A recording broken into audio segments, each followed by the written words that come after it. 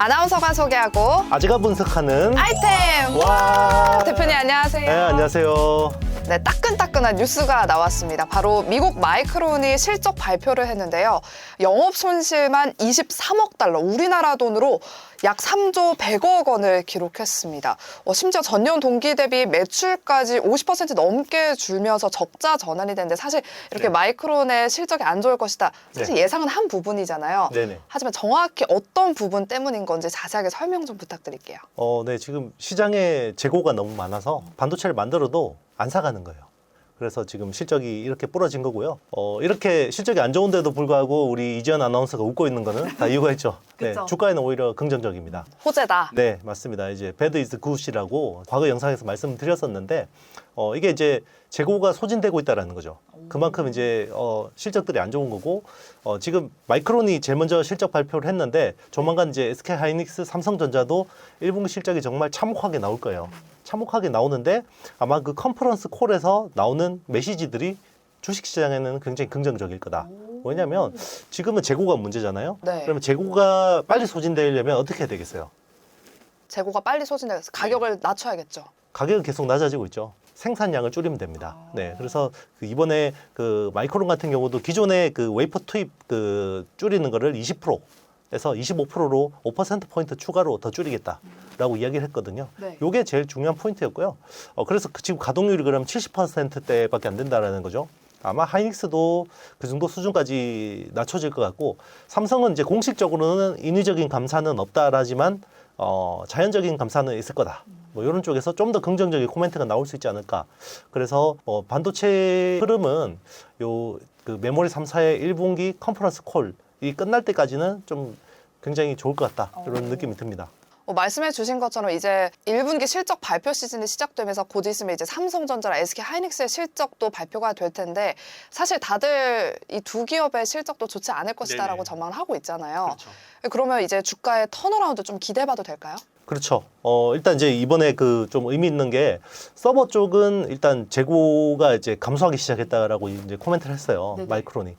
그러니까 이제 서버 쪽에 이제 뭐 일단 돌아서고 그다음에 이제 뭐 스마트폰이 돌아서고 이제 PC는 돌아설지 모르겠어요. 하여튼 그렇게 돌아서게 되면 어쨌든 분위기 좋죠. 제가 그 영상에서 제가 한 2분기 중순이나 말쯤에 한번 이게 시그널이 나올 거다라고 이야기했던 기억이 나는데, 네네. 그렇죠. 왜냐하면 유통 쪽이 제일 빠른데 유통 쪽에서 재고가 잠기고 있다 이야기를 했었거든요. 네, 그게 지금 이제 일단 마이크론 통해서 확인이 되는 거고, 아마 삼성전자하고 SK 하이닉스도 약간 비슷한 톤으로 코멘트를 할 것 같아요. 그래서 긍정적으로 보고 있습니다. 그런데 이제 최근에 은행들이 좀 파산하면서 뭐 네네. 뱅크런 우려도 있었는데 그럼에도 네네. 불구하고 이렇게 네. 증시가 좀 상승 곡선을 타고 있는 그 이유는 무엇일까요? 네. 일단 이제 또 제가 작년에 이 시장을 코멘트하면서 경기 침체 폭이 생각보다 깊지 않을 거다. 그 뎁스를 결정하는 거는 결국 금융회사의 파산 여부다라고 이야기했는데 금융회사가 파산했죠. 네. 그럼 이제 제 전망이 틀린 건데, 제가 이야기한 금융회사는 과거에 금융위기 때 베어스턴스나 리먼 브로더스급 정도의 큰 회사를 이야기하는 거고, 네. 실리콘밸리 뱅크는 굉장히 좀 특이한 은행이에요.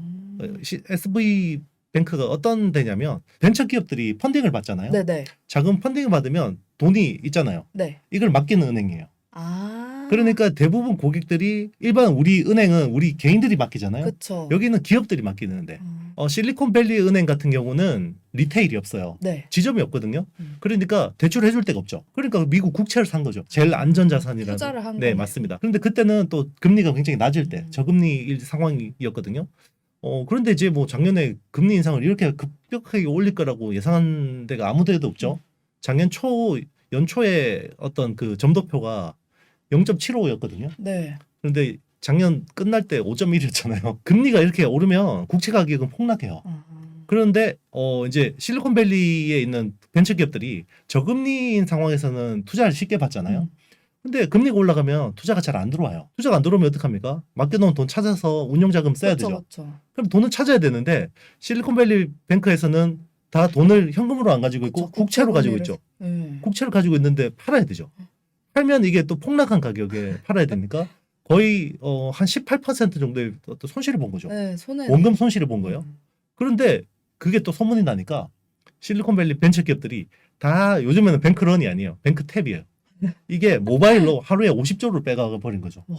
그러니까 이거를 요구불 예금이 없으니까 파산해 버린 거. 그러니까 이거는 벤처 업황, 그러니까 벤처 캐피탈 업황하고 봐야지 이게 금융 시스템이 망가졌다라고 보기엔 좀 무리가 있는 거죠. 그래서 또 다행스러운 거는 뭐 미국 정부나 연준에서 이 심각성을 정확하게 알고 바로 예금 다 보호해주겠다. 맞아요, 맞아요. 왜냐면 이거는 원래 예금자 보호법 대상 되는 예금은 전체 3%밖에 안 돼요. 그거밖에 안 네, 돼요. 97%는 원래 미국 정부가 뭐 보존해줄 이유가 없거든요. 네. 네, 그런데 이제 다 보존해준다. 그러면서 이제 좀 일단 안도시켰고 리스크들이 좀 이제 관리되고 있다라는 이런 안도감을 주면서 좀 이제 시장이 긍정적으로 반응하는 것 같습니다. 네, 최근 우리 증시를 보면 시장의 상승 곡선을 타고 있는 그 섹터들 중 하나가 바로 반도체거든요. 네네. 우리 IT의 신, 우리 이영수 네. 대표님께서 한미 반도체를 엄청나게 네. 강조를 해주셨는데 요즘 네. 제가 생방송을 진행하다가도 네. 댓글창에 네. 이영수 대표님 IT의 신, 네. 한미 반도체 올라간다, 급등한다 뭐 이런 네네. 댓글이 달리더라고요. 네. 우리 대표님이 보셨을 때 요즘 네. 시장에서 좀 눈여겨봐야 될 만한 그런 기업 한 네. 세 가지를 좀 꼽아주실까요? 이제 한미 반도체는 이제 제가 스트롱 바이를 외칠 때가 한 10,000원 초반대였어요. 아, 네. 말을 드릴 네. 걸 그랬어요. 2배 올랐기 때문에 네. 지금은 이제 가지고 계신 분들은 이제 비중 축소를 추천드리고요. 뭐 수익을 제가 볼까요? 네, 제가 뭐 사라 팔아라 이런 말씀은 안 드리지만 네. 단기간에 너무 급등했으니까 이제 챙기는 전략으로. 챙기는 전략으로 가시고요. 신규로 지금 따라잡는 거는 저는 추천드리진 않아요. 그래서 우리 아이템이나 뭐 이런 프로그램들 통해서 좀 쌀 때 이야기를 하면 좀 관심 가지고 보시다가 이제 스스로 공부해서 뭐 이런 투자하는 그런 것들이 좋을 것 같고 네. 오늘 제가 소개해드릴 회사들은요.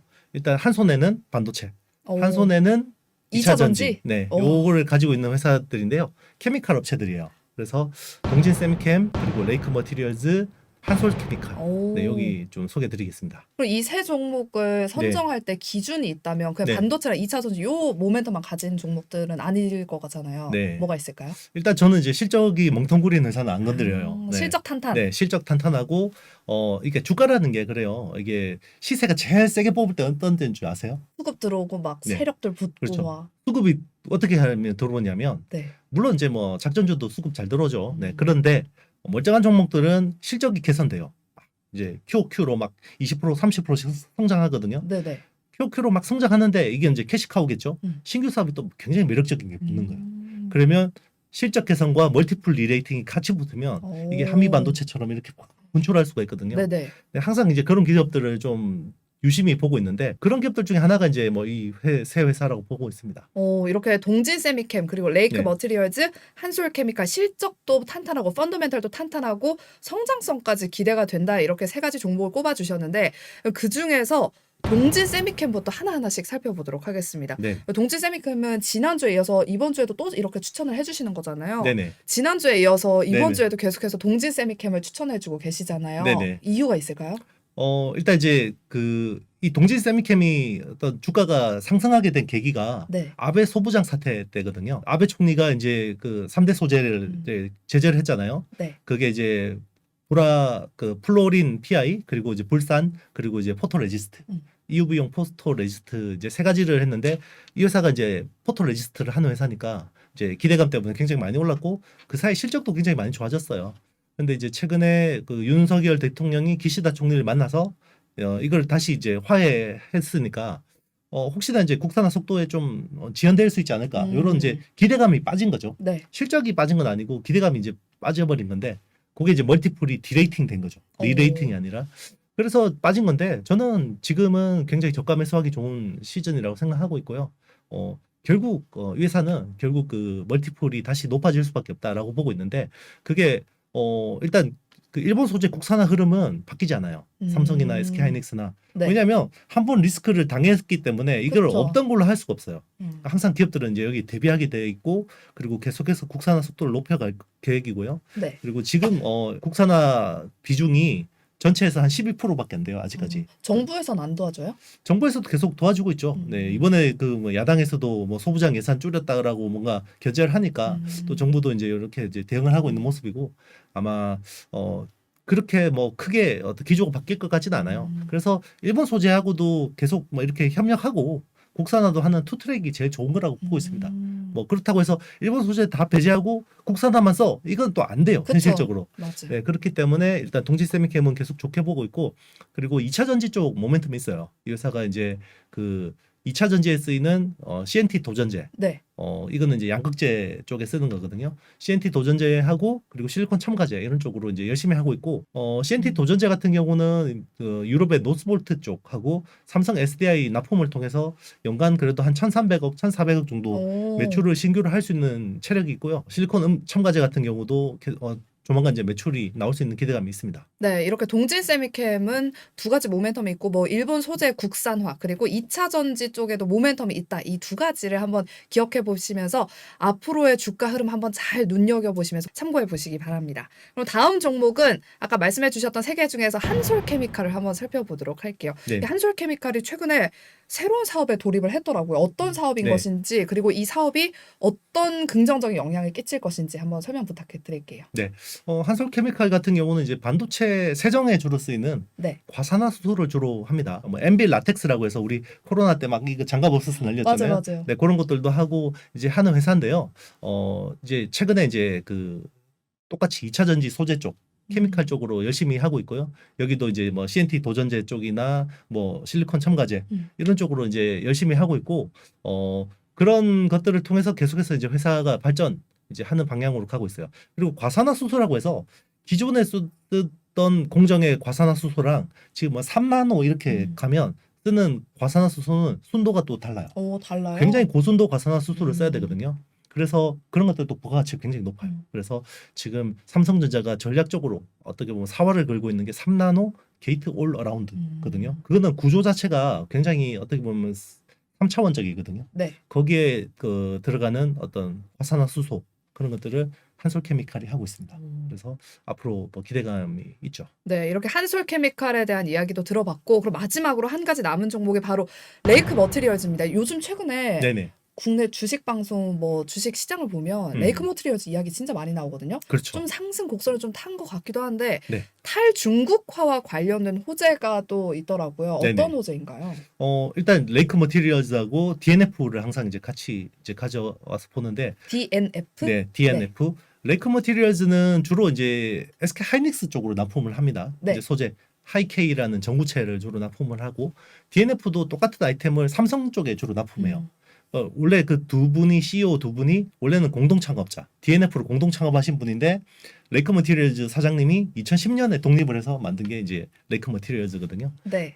그래서 레이크 머티리얼즈가 DNF가 좀 다른 점은 그 어떤 촉매 석유화학이나 태양광 고효율 태양광 쪽에 쓰는 촉매 쪽 어떤 기술이 있고 이게 또 ESG하고 걸려 있죠. 그리고 최근에 또 이제 이 회사 주가가 움직인 부분은 자회사가 또 그 전고체 배터리 쪽 양극재, 오. 네, 황화 리튬 쪽으로 또 하니까 이게 또 멀티플이 또 높아진 부분이 있거든요.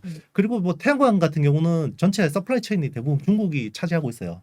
그런데 이제 미국이 최근에 바이든 대통령이 국방 물자법 그 DPA라는 걸 통해서 탈중국을 이제 했잖아요. 맞아요. 네, 그런 것들을 통해서 좀 이제 태양광 서플라이 체인을 탈중국 하려면 결국 뭐 우리나라하고 대만하고 일본밖에 없죠. 제조업. 그러니까 이제 좀 우리나라 하나 솔루션 같은 기업들이 수혜를 보는 거고 여기에 또 필요한 고효율 태양광 패널에 필요한 이제 그런 소재들을 하는 레이크 머티리얼즈가 좀 주목을 받게 된 거죠. 이렇게 레이크 머티리얼즈까지 우리 IT의 신 이영수 대표님께서 이 세 네네. 가지 종목들 콕콕 집어 주신 거니까요. 네, 그리고 여러분들, 참고로 네, 최근에 이제 DNF라는 종목이 또 부각을 받았는데 맞아요. 저 이름 네네. 들어봤어요. 안 그래도. 어제인가 그제 이제 뉴스가 나왔는데 네. 2차 전지 또 재료. 그러니까 케미칼 하는 회사들은 다 2차 전지가 돈이 되니까. 아니 2차 전지 좀 중났더니 다시 네네. 지금 타오르고 있어요. 그렇죠. 네. 아무튼 그래서 네. 꺼진 불도 다시 봐야 된다. 케미칼 쪽들은 2차 전지는 항상 네. 이제 눈여겨 보고 있다라는 거. 네. 앞으로 요 세 네. 기업들 여러분들 주목해서 좀 공부도 하시고 우리 이영수 대표님께서 말씀해주신 부분도 다시 한번 공부해 보시기 바랍니다. 그리고 마지막으로 유튜브 댓글 달린 댓글들 중에서 나노신소재 관심 있으신 분이 계신 것 같은데 요즘 네. 좀 많이 올랐잖아요. 지금 네네. 올라타도 될지 아니면 요즘 워낙에 또 가는 애들이 가니까 그렇죠. 올라탈까요? 아니면 좀 눌릴 때가 좀 기다려 볼까요?